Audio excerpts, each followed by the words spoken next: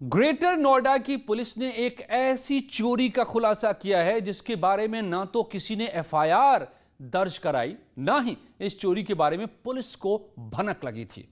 चोर जब चोरी करने पहुंचे तो उन्हें भी उम्मीद नहीं थी कि उनके हाथ इतना बड़ा खजाना लगा है।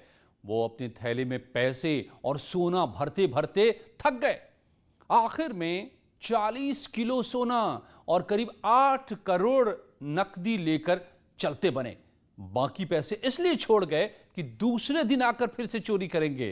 सितंबर के इस घटना के बारे में 1 साल तक पता नहीं चला। तो सवाल है कि इसका खुलासा कैसे हुआ और वो पैसे किन के थे? इतनी बड़ी चोरी की शिकायत क्यों नहीं की गई? इन्हीं सवालों का जवाब अगले 20 मिनट में हम आपको समझाएंगे और बताएंगे कि ग्रेटर नोएडा की इस लूट का दिल्ली, गुरुग्राम और प्रयागराज से क्या है कनेक्शन।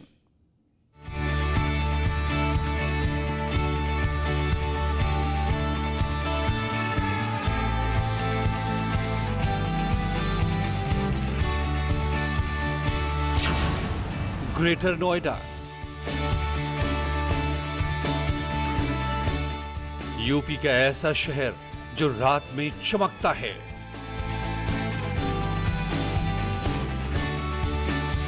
और दिन में अपनी हरियाली से सबको लुभाता है।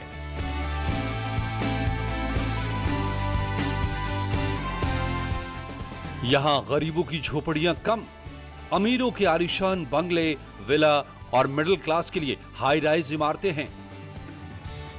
ये इलेक्ट्रॉनिक सिटी यूपी का द्वार है, जहां बड़े अधिकारी और उद्योगपति भी हैं, और इसी इलाके में ब्लैक मनी के बादशाह भी चेहरा बदल कर रहते हैं।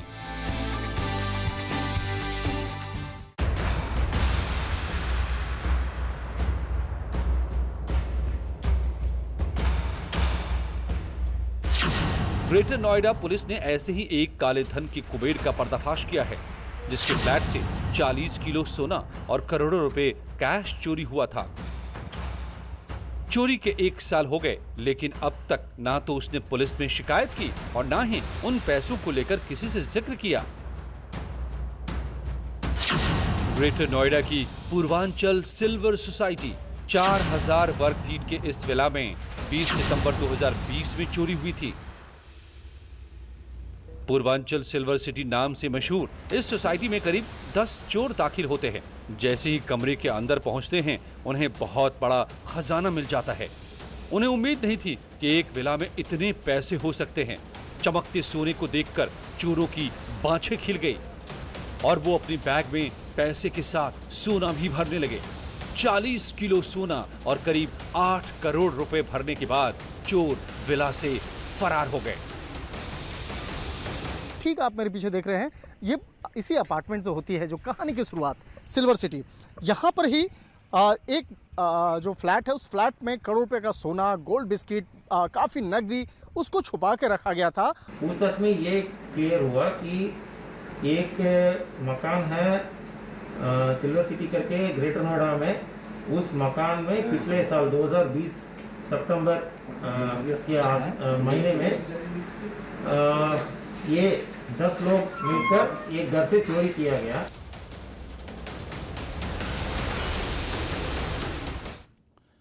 इस विला में इतना पैसा था कि 10 चोर मिलकर ना तो पूरा सोना चुरा पाए, ना ही पूरे पैसे लेकर भाग पाए। जब बैग भर गए तो चोरों ने आपस में बातचीत की और यह तय हुआ कि दूसरे दिन ये फिर आएंगे और बाकी पैसे और सोने की चोरी कर उसे ले जाएंगे, और विला से निकलकर ये चले गए। तो क्या वो लौटकर फिर चोरी करने आए? आखिर बाकी पैसे कहां गए? और सबसे बड़ा सवाल ये कि चोरों को कैसे पता चला कि पूर्वांचल सिल्वर सिटी के एक विला में सोना और पैसे का खजाना पड़ा हुआ है।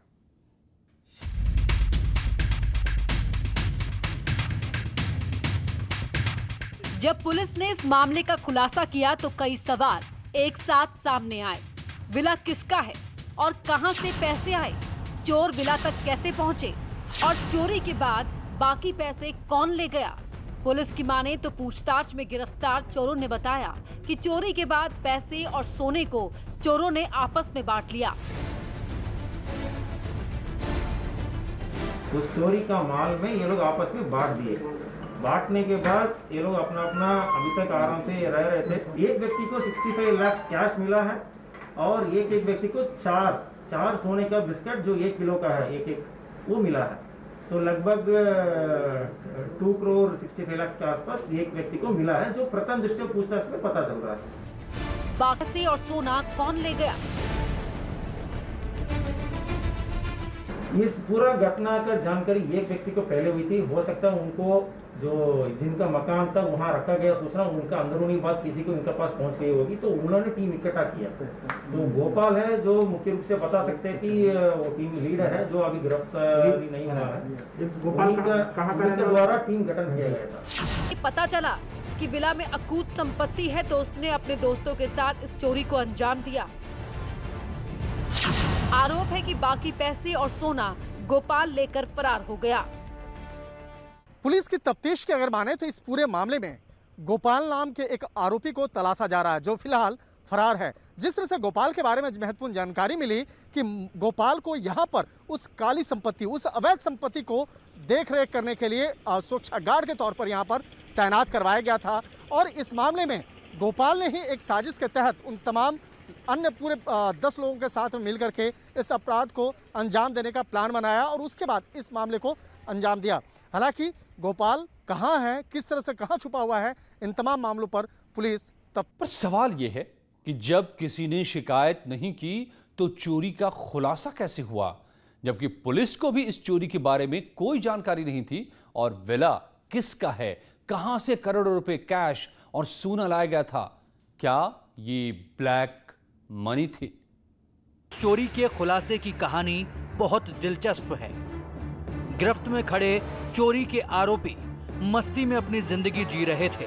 इन्हें ना तो पुलिस का डर था और ना ही विला मालिक को लेकर कोई भय था। लेकिन एक गलती ने इस बड़ी चोरी का भंडाफोड़ कर दिया। पुलिस की माने तो पिछले दिनों 2 चोर आपस में किसी बात को लेकर लड़ रहे थे। झगड़े में पैसा बंटवारे की बात हो रही थी और इस बात को पुलिस के मुखबिर ने सुन लिया था। नोएडा जोन में सेक्टर 13 पुलिस का पास एक मुखबिर ने सूचना दिया कि सहारनपुर का 1-2 व्यक्ति है जो इन लोगों का पास एक घर से चोरी हुआ माल रखे हैं और ये आपस में लड़ते वक्त कुछ सूचना इनको मिल गई। ऐसा सूचना सेक्टर 13 पुलिस को दिया गया था। इसके बाद नोएडा सेक्टर 39 की पुलिस ने सदरकट के पास झगड़ा करते दोनों आरोपियों को गिरफ्तार कर लिया और उनकी तलाशी लेने के बाद कड़ाई से पूछताछ की। 2 लोगों को पकड़ने के बाद कुछ चीजें उल्टी चली गई थी, तो इसको लेकर हम लोग एक अलग से टीम बनाई गई थी। एडिशनल डीसीपी रणविजय का एक टीम और दूसरा एसीपी 1 अंकिता मैडम का एक टीम अलग से बनाई गई थी। तो पूरा पूछताछ की गई थी। पूछताछ में ये क्लियर हुआ कि एक मकान है सिल्वर सिटी करके ग्रेटर नोएडा में, उस मकान में पिछले साल 2020 सितंबर के महीने में ये 10 लोग मिलकर एक घर से चोरी किया गया।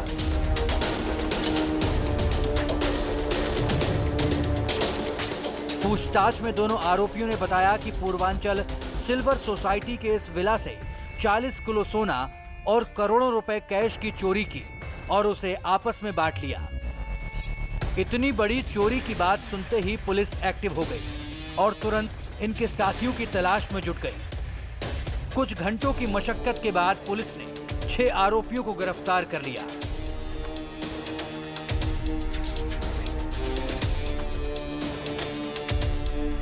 इन लोगों से अभी हम लोग बरामद किए थे। कुल मिला के अभी हम लोग 6 लोगों को गिरफ्तार किया। 4 लोग अभी गिरफ्तार से शेष है और वो लोग गाजियाबाद से अभी फरार चल रहे हैं। करोड़ का जमीन ये लोग खरीदे थे, उसका रजिस्ट्री का पेपर्स और 57 लाख का कैश, इतना बरामद किया गया। कुल बरामदगी 8 करोड़ 25 लाख लगभग का पूरा हम लोग बरामद किए हैं। गिरफ्तारी और बरामदगी के बाद पुलिस विला के बारे में पता लगाने में जुट गई। जांच में पता चला कि इस विला में वकील किसले पांडे और उनके पिता राममणि रहते थे और ये सारा पैसा उन्हीं का बताया जा रहा है। पूछताछ में ये जो पता चल गया कि ये मकान जो जिसके चोरी किया उनके बारे में ये लोग बता रहे थे। वो एक व्यक्ति है राममणि पांडे करके हैं और उनका बेटे किसले पांडे। ये दोनों बताया जा रहा है कि ये किसले पांडे वकील का काम करता है सुप्रीम कोर्ट में। आरोपी किसले पांडे के बारे में बताया जा रहा है कि वो सुप्रीम कोर्ट का वकील है और एक फर्म चलाता है। पिता मणिराम पांडे फर्म के मैनेजर हैं, लेकिन सवाल ये है कि ये पैसा आया कहां से। और ये दोनों बहुत सारे पीएल वगैरह करते हैं और बहुत बड़ा कंपनी का अगेंस्ट भी ये लोग पीएल किए हैं, जो पूछताछ में पता चल रहा है। और इन लोगों के ऊपर मुकदमे भी है। एक दिल्ली से भी अभी पता किया गया कि मुकदमे है इनका अगेंस्ट, और गुड़गांव में भी मुकदमा है जो किसले पांडे एंड राममणि पांडे का अगेंस्ट।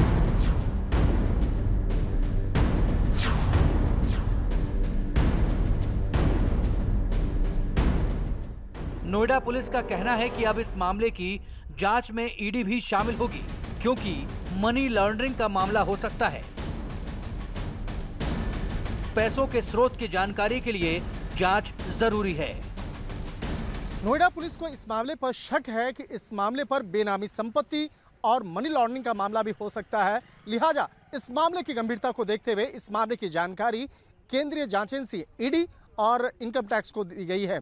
ईडी और इनकम टैक्स की अगर बात करें तो ईडी भी इस मामले को टेक ओवर करके इस मामले पर यह तफ्तीश करेगी कि जिस तरह से इस मामले पर आरोपियों का जो कई अवैध प्रॉपर्टी जो है वो सामने आ रहा है और जिस तरह से यहाँ पर करोड़ों रुपए की गोल्ड का जो मामला सामने आया है, लिहाजा इस मामले पर मनी लॉन्ड्रिंग के तहत इस केस को रजिस्टर्ड किया। आखिर कौन है ये किसले और राममणि पांडे? दिल्ली और गुरुग्राम में ऐसा क्या किया है? उसके खिलाफ केस क्यों दर्ज हैं? प्रयागराज से क्या कनेक्शन है? क्यों पत्नी को सिल्वर विला में नहीं रखता था और ये दोनों कहां पर हैं? जब इन सवालों को हम टटोलने लगे तो कई चौंकाने वाली बातें सामने आई।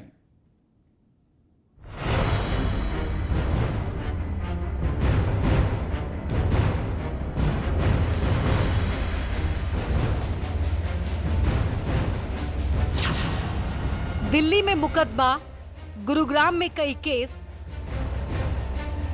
और ग्रेटर नोएडा में अकूत संपत्ति रखने के लिए विला, जिसमें सिर्फ पैसे और सोना रखा जाता था, लेकिन परिवार कहीं और रहता था।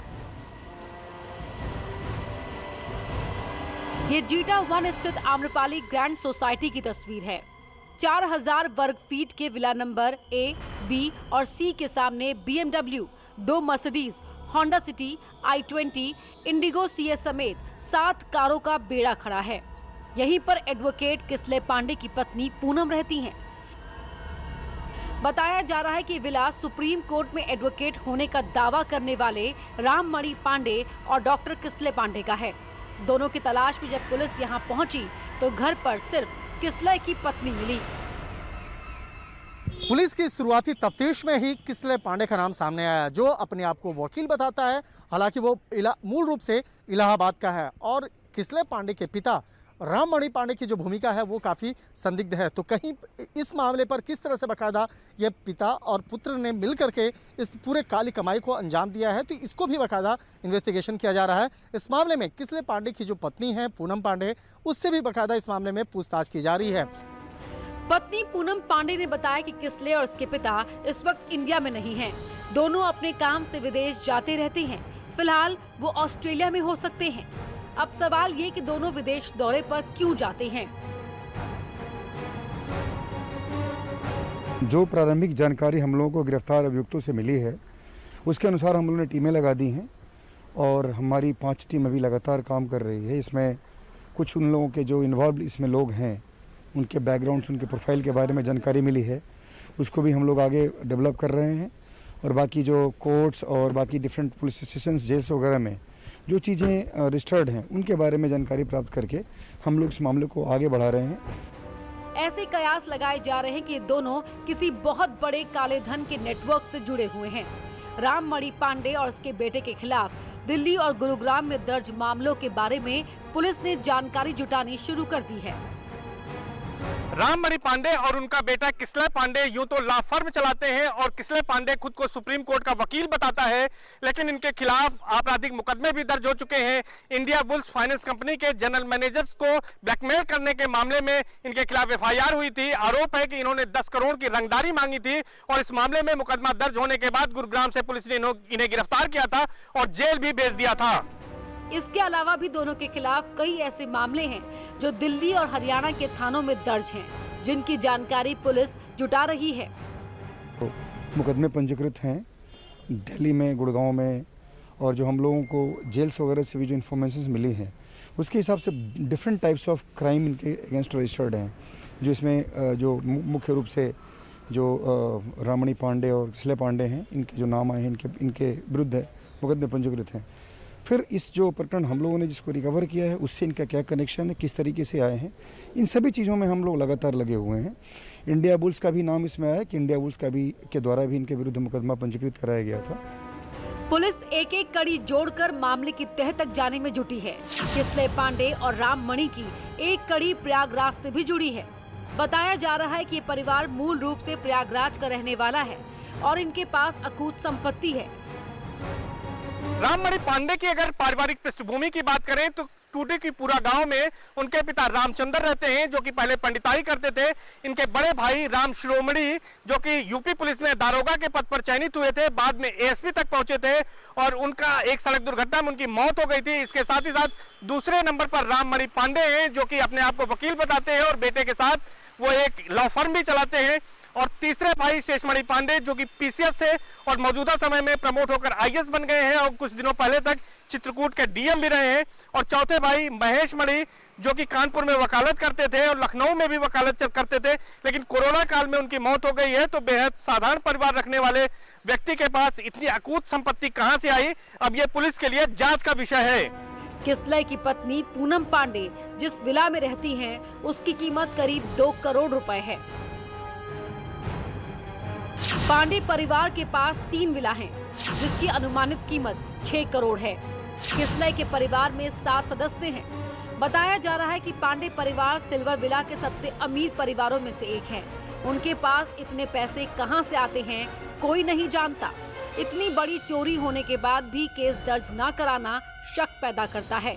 सूत्रों से यह जानकारी मिल रही है कि राममणि पांडे और उनका बेटा किसलय पांडे ऑस्ट्रेलिया से हीरे के कारोबार से जुड़े थे, यानी डायमंड के कारोबार से इन्होंने अकूत संपत्ति हासिल की थी और जिसका कि कोई रिकॉर्ड नहीं था, इसीलिए शायद चोरी के बाद उन्होंने मुकदमा नहीं दर्ज कराया था। लेकिन अब इस खुलासे के बाद कि ये उनके फ्लैट से चोरी हुए थे, ये इतनी रकम और इतने गहने वहां से, इतने सोने वहां से चोरी हुए थे, तो पुलिस पूरे मामले की जांच कर रही है। इस मामले की जानकारी नोएडा पुलिस ने ईडी के साथ ही साथ अब इनकम टैक्स डिपार्टमेंट को भी दे दी थी। लेकिन मौजूदा समय में राममणि पांडे और किसलय पांडे विदेश में है। ऐसे में उनके आने के बाद और ईडी और आयकर विभाग की जांच के बाद ही ये पता लगेगा कि आखिर इस ब्लैक मनी का असली नेटवर्क कहां पर है। कैमरा पर्सन संजीव मिश्रा के साथ सर्वेश दुबे, न्यूज़ 18 प्रयागराज। लौटते हैं कुछ ही पलों में।